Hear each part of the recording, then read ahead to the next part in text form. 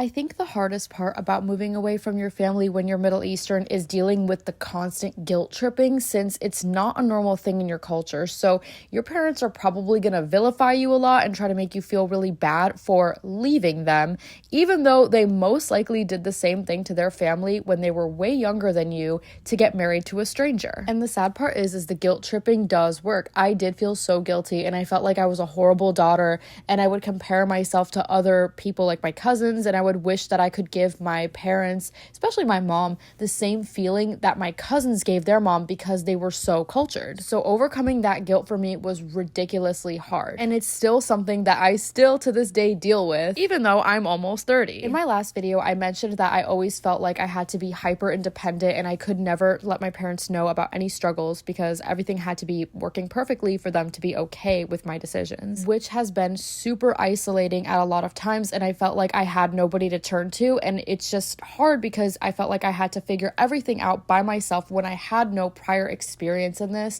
And I would compare myself to people who had parents who supported them moving away and doing things that supported their growing up journey, which again I think is really detrimental to somebody like me because it made me hesitant to express any fears, any worries, because everything would be, well, then just give it up and come back home. It's also isolating in the terms of friends because most of my friends are not Middle Eastern and are people who don't understand the background that I come from. So I can't even explain these things without just seeming like I just ran away from my parents and I don't care about them and I'm just like a bad daughter. I always wanted a super open, honest, friendly relationship with both of my parents, and I feel like I kind of have that with my dad for the most part, at least a lot easier than my mom.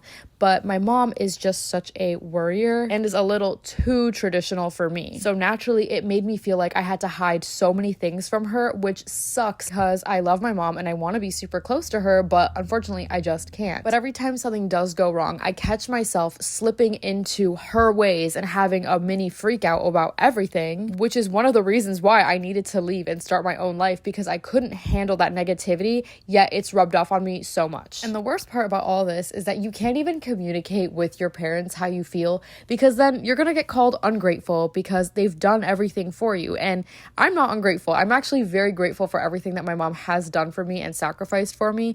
But even I can acknowledge there's been a lot of toxic expectations that I have to navigate my way through now.